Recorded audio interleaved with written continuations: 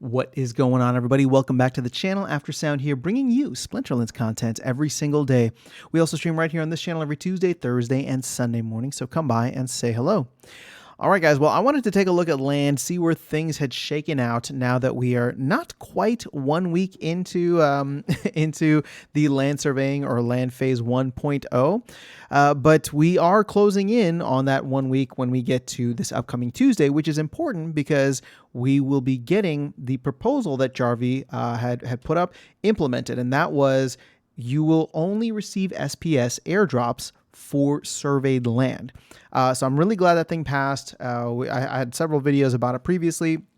And then in the pre-proposal for the SPS drops in phase 1.5, there was a little footnote there that the team said it was going to, the phase 1.0 change, which is from Jarvie, so separate from that, is going to be going live. So only surveyed lands will be getting SPS. Now, you look at the quick numbers here. There's 150,000 plots, right? 150 regions. And you can see here that right off the bat, we have only claimed, not even surveyed, claimed 120 regions out of the total 150. So immediately my benchmark goes to we will be getting roughly 25% more SPS just on that sense alone because we're only 80% of the way through. But there's also a lot of land within this 120 regions that has been claimed but is not yet surveyed. So that could push the number up actually even more than that. Now, what could bring the number down is before you had to have land sitting in game, not on the market and not in Hive Engine, for example, right? In order to receive the amount of SPS. And I think I was getting like 1.3 SPS per plot that I was holding. So ultimately, you know, I look at those two things, right? Like, and they'll balance out the fact that like not everybody had their land in game, and now not every land that's been claimed is not necessarily surveyed. So to me, I would say that, you know, again, just a rough benchmark of like 25% boost in holding land is actually quite good. Now, obviously this could change. I'm recording this on Saturday morning, so there's, you know, roughly 72 hours before this actually gets implemented, and it could change because more regions or more land will probably get claimed as well as surveyed over that time. But it's kind of, you know, it's tapered off, and that's why I decided to record the video today. The amount being claimed has tapered off quite a bit. We've been sitting around this like 120-ish for a while. So I do wonder if folks who are still holding on to regions or tracks or just plots overall are waiting for specific areas, or just maybe who knows, there might be some accounts that just are inactive now, and people, you know, left the game maybe intending to come back but haven't kept up and don't know what's going on, and maybe they will be back in the future, but there's an opportunity now in order to get much more SPS, or significant amount more SPS. So, you know, overall, I'll be tracking this as we go through. And like I said, I'm looking at my SPS, or just seeing what the airdrops are for it every day. And it's pretty good, right? So it's pretty good. I would love to see that increase by 25%. Again, I don't hold a ton of land, so it's not like I'm getting, you know, boatloads of SPS, but I would say for any of the tracked or region holders out there, or anybody looking to get into land, just by buying like some of the common plots that have dropped to like the $50, $60 range.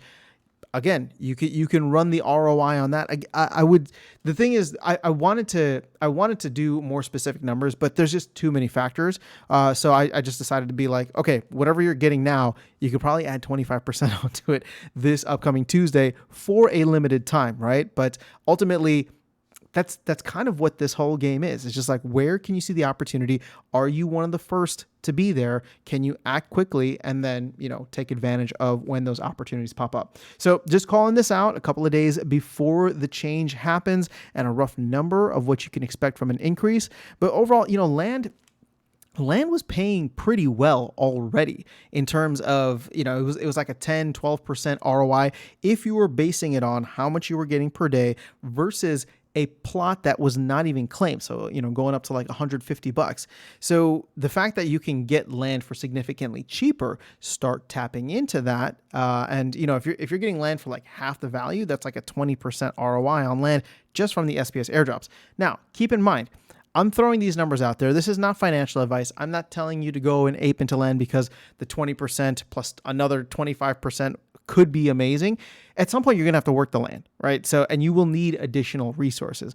All I'm saying is if you are holding land already, or if you were planning to buy land already, understanding the expenses and the work that's going to be required in order to get the maximum amount out of it in the long run, right? So once phase 1.5 comes out and once phase 2 comes out, hopefully later this year, it's going to be a lot. But if you were planning to do already to start building your land empire, I would say this is an interesting opportunity where this upcoming Tuesday, you may be able to get a little bit more bang for your buck if you're out on the market.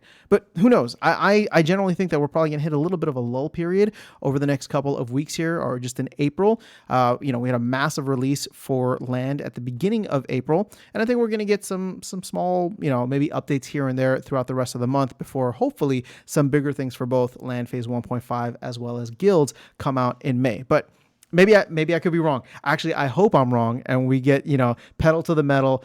May or April is still just as exciting, and so that is all I have for you guys. But just a little bit of a heads up on what we can expect based simply on the amount of land that has been claimed so far, let alone surveyed. So that is all I have. Let me know your thoughts in the comments below. How are you finding your land to be so far? You're claiming, you're surveying.